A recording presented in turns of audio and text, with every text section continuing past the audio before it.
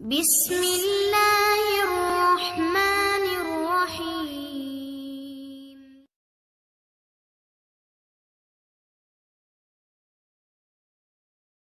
تیز تیز قدم اٹھاتے ہوئے سامنے آ رہے تھے۔ ڈاکٹر کے لباس میں وہ ایک باروب شخصیت کے حامل انسان لگ رہے تھے۔ آنکھوں پہ نظر کا چشمہ تھا، ماتھے پہ 2 بال، کانوں کے پاس کن پٹی پہ چند ایک سفید بال، دیکھنے والے کو مرعوب کرتی ان کی پرسنالٹی۔ عنائشہ بھی انہیں دیکھتی دنگ رہ گئی۔ عنائشہ کے دل کی دھڑکن یکدم تیز ہوئی، ایک انوکھا سا احساس جاگا۔ وہ سب کو نظر انداز کرتے ICU میں داخل ہوئے۔ پاس کھڑا ڈرائیور سخت گھبرایا ہوا محسوس ہو رہا تھا۔ عنائشہ اسے دیکھتی پھر سے ICU کے دروازے پہ نظریں ٹکائے جہاں جمیلہ بیگم کا چیک اپ کیا جا رہا تھا۔ کچھ ہی دیر میں وہی شخص باہر آیا۔ کیا ہوا تھا؟ ماتھے کے بالوں میں اضافہ ہوا۔ سر میڈم بے ہوش ہو گئی تھی۔ ہکلاتے ہوئے جواب دیا، کیسے کیا ہوا تھا؟ آپ کو کس لیے ان کے ساتھ بھیجا تھا؟ آپ نے کیوں لاپرواہی کی؟ اس شخص نے دبے لیکن سخت لہجے میں بات کی۔ عنائشہ تو بس دیکھتی رہ گئی کہ اس شخص کا کیا رشتہ ہو سکتا ہے اس کی ماں سے۔ سر وہ ان کے ساتھ ہی باہر گردن موڑ کے عنائشہ کو ایک نظر دیکھا۔ ماتھے کے بال مزید بڑھے۔ منع بھی کیا تھا لیکن نہیں مانی میری بات۔ گردن نفی میں ہلاتے وہ پھر سے ICU کی جانب بڑھے۔ عنائشہ نے جھرجھری لی، یہ کون ہے؟ ڈرائیور سے ہی پوچھ لیا۔ یہ بڑے صاحب ہیں، شہریار افریدی، میڈم کے شوہر، دھیمے لہجے میں کہتا وہ عنائشہ کو چپ ہی کرا گیا۔ فوراً رخ بدلا۔ دادا جی کو ہوش کیوں نہیں آ رہا؟ کشش جو یامین کے ساتھ ICU کے دروازے پہ کھڑی اندر دادا جی کو دیکھ رہی تھی، لہجے میں یہ حساسیت لیے پوچھا۔ یامین نے بہت میٹھی نظروں سے اسے دیکھا۔ آ جائے گا ہوش، تمہاری دعائیں انہیں واپس لے آئی ہیں، اللہ انہیں ہمیں واپس لوٹا دے گا۔ کشش نے ایک نظر اس مہربان کو دیکھا۔ آپ کو پتہ ہے آج میرا اللہ پہ یقین اور زیادہ مضبوط ہو گیا ہے۔ اللہ نے میری دعائیں سنی، مجھے میرے دادا جی سب سے عزیز ہیں اور اللہ نے مجھے ان کو واپس لوٹا دیا۔ واقعی اللہ سنتا ہے، وہ بہت مہربان ہے، رحیم ہے۔ لہجہ نم ہوا تو آنکھوں کے گوشے بھیگ بھیگ گئے۔ میرا اللہ بہت پیارا ہے، میرے ماں باپ نہیں لیکن وہ اللہ ہے نا جو 70 ماؤں سے بھی زیادہ پیار کرتا ہے، وہ میرا رب کریم ہے، میرا اللہ بہت پیارا ہے۔ دل سے کہتی وہ یامین کو اپنی عمر سے زیادہ بڑی لگی آج۔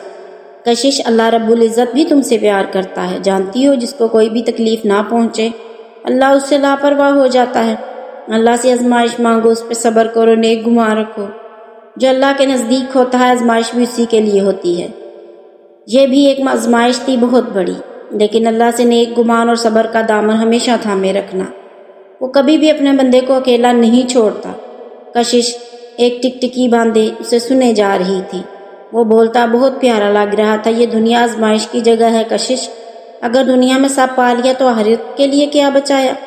دنیا میں آزمائش دیں گے تو اللہ آخرت میں اپنے کرم سے نوازے گا، وہی تو زندگی لافانی ہے۔ اس کی جانب دیکھا جو بنا پلک جھپکے اسے سنے جا رہی تھی۔ اس فانی دنیا کی محبت و حرص انسان کو ختم کر دیتی ہے، اس لیے اللہ سے ہمیشہ دعا کرو کہ وہ ہمیں اس دنیا کی طلب سے بچائے، آمین۔ کشش نے دل سے کہا، یامین بھائی۔ داور کی آواز پہ وہ دونوں پلٹے۔ داور کے ساتھ سمیر بھی تھا۔ کیسے ہوا یہ سب؟ دادا جی ٹھیک ہے نا؟ دونوں کے چہرے پہ پریشانی رقم تھی۔ یامین نے ہی داور کو فون کر کے اطلاع دی تھی اور ہاسپٹل پہنچنے کو کہا تھا۔ ہاں الحمدللہ اب ٹھیک ہیں، آپریٹ ہو گیا ہے، ہوش میں آئیں گے تو پتہ چلے گا، لیکن اللہ سے بہتری کی امید رکھو، یامین نے انہیں تسلی دی۔ یامین، ڈاکٹر عرفان کی آواز پہ وہ سبھی ان کی طرف متوجہ ہوئے۔ ڈرائیور کی ڈیتھ ہو گئی ہے، بہت کوشش کے باوجود بھی ہم انہیں بچا نہیں پائے، انا للہ و انا الیہ راجعون۔ یامین کے لبوں سے دکھ سے ادا ہوا۔ کشش نے بھی بے اختیار منہ پہ ہاتھ رکھے اپنے آنسوؤں کا گلا گھونٹا۔ راستے میں وہ کتنا اسے تنگ کرتی آئی اور وہ بھی ہنستا مسکراتا رہا۔ اس کی اپنی بیٹی بھی کشش کی ہم عمر ہی تھی، اتنا اس نے بھی بتایا تھا، اور 2 چھوٹے بیٹے بھی تھے، اب ان کا کیا ہوگا؟ یامین داور کے ساتھ جا چکا تھا، سمیر وہیں تھا کشش کے پاس۔ وہ مر گئے، ان کے بچوں کا کیا ہوگا سمیر؟ وہ تو یتیم ہو گئے۔ کشش ہچکیوں سے رو دی۔ سمیر نے اسے حوصلہ دیا، خود کو سنبھالو، میں نے ان کے لیے دعا نہیں کی سمیر، اگر کرتی تو اللہ نے وہ بھی سن لینی تھی نا، میں خود غرض ہو گئی۔ کشش کو رہ رہ کے خود پہ غصہ آ رہا تھا۔ اکرم کی ڈیڈ باڈی کو ان کے گھر پہنچانا ہے، یہ کام یامین نے داور کے سپورٹ کیا۔ داور، سب انتظام کرنا تو انہوں نے خود، اور ان کے گھر والوں کو کسی چیز کی کمی نہیں ہونی چاہیے، سب سنبھالنا ہے۔ یامین نے ہدایت دیتے کہا۔ جی بھائی، میں سب سنبھال لوں گا۔ کاش میں اس وقت وہاں ہوتا، یامین نے دل کا درد چھپاتے کہا۔ داور نے اسے تسلی بھری تھپکی دی۔ بھائی جان، حادثات زندگی کا حصہ ہوتے ہیں، کب کہاں کس وقت موت آ جائے صرف اللہ جانتا ہے۔ انسان بے باس کا۔ یامین نے ایک نظر داور کو دیکھا اور اس بات میں سر ہلاتا گارڈز کی جانب بڑھا جنہیں اس وقت ساتھ ہونا چاہیے تھا لیکن وہ نہیں تھے۔ جمیلہ بیگم کو ہوش آ گیا تھا۔ نہ عائشہ باہر ہی بیٹھی تھی، نہ شہریار نے اسے بلایا اور نہ وہ اندر گئی، لیکن وہ وہاں سے جا بھی نہ سکی۔ جو بھی تھا وہ اس کی ماں تھی، سگی ماں، اور اس حال میں پہنچانے والی بھی تو وہ خود ہی تھی۔ لیکن کیا وہ شخص میرا باپ ہے؟ خود سے سوال کیا۔ ایک عجیب سا احساس جاگا، لیکن انہوں نے مجھے اگنور کیا، مجھ سے بات نہیں کی، بلکہ ان کی نظروں میں مجھے اپنے لیے وہ چخت نظر نہیں آئی۔ دل میں ایک کسک سی جاگی۔ ایکسکیوز می، آپ کا نام عائشہ ہے؟ نرس نے اسے مخاطب کیا تو وہ چونکی۔ جی کہتے وہ اٹھی۔ آپ کو اندر میم جمیلہ بلا رہی ہیں۔ کہتے ہی وہ واپس پلٹ گئی۔ عائشہ مرے قدموں سے دروازہ دھکیلتی اندر کی جانب بڑی۔ سامنے ہی تکیے کے ساتھ ٹیک لگائے جمیلہ بیگم پہ نظریں اٹھی جو اسی کی راہ دیکھ رہی تھی۔ یہاں آؤ عائشہ، میرے پاس۔ ان کا لہجہ بہت شیریں تھا۔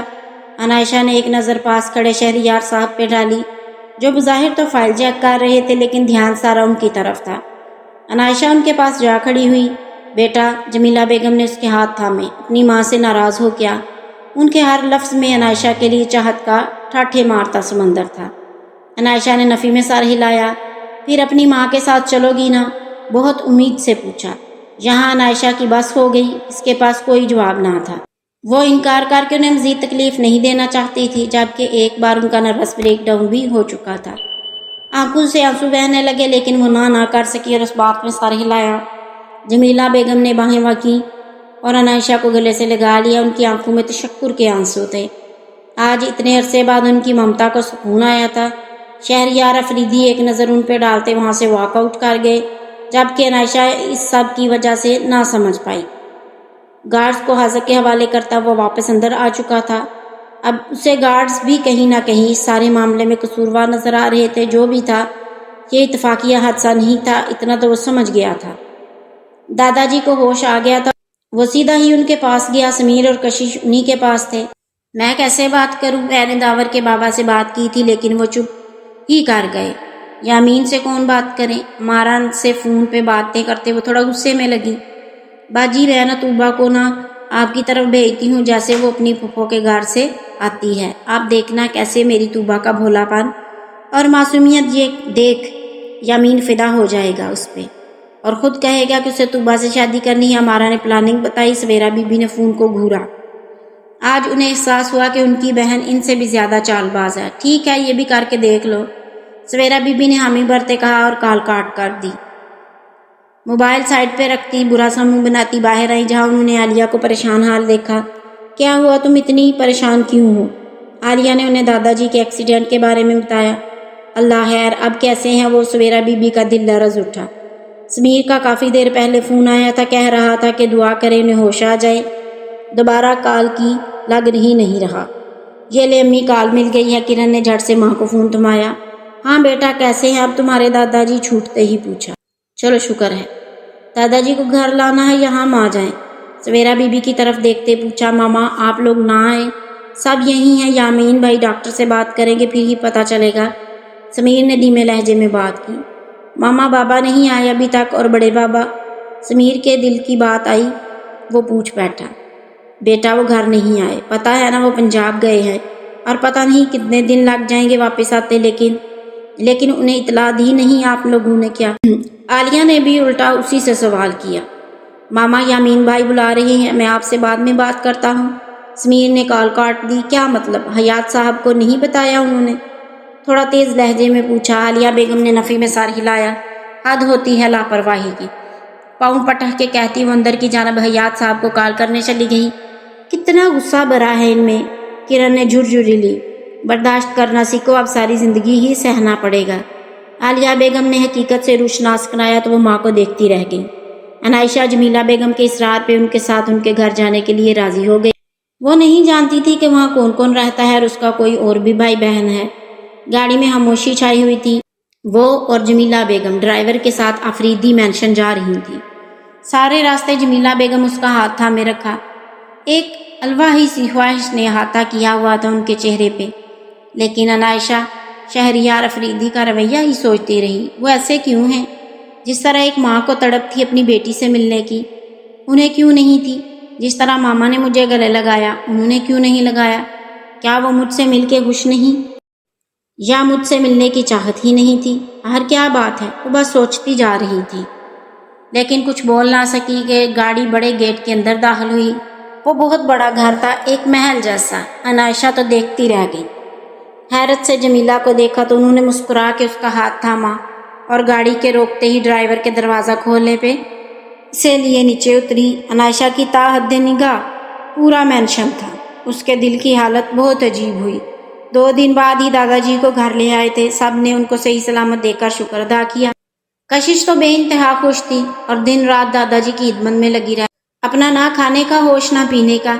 حیات صاحب بھی باپ کے لیے پریشان ہوئے، لیکن ان کے اندر باپ کے لیے وہ تڑپ نہیں تھی جو ان کے پوتو میں تھی۔ یامین بھی اپنا فرض ادا کرنے میں کوئی کوتاہی نہ کرتا۔ دونوں گارڈز کو آزاد کر دیا گیا تھا کیونکہ وہ اس حادثے کے ذمہ دار تو نہ تھے، لیکن اب دونوں گارڈز کے عہدے بھی ہٹا دیے گئے تھے۔ یامین نے جہاں نئے سیکیورٹی گارڈز ہائر کیے تھے، وہیں میر ویلا کی سیکیورٹی بھی ڈبل کر دی گئی تھی۔ جو بھی تھا وہ مزید کوئی رسک نہیں لے سکتا تھا، اس کا اپنوں کو سیکیور کرنا ہی اس کا اولین مقصد تھا۔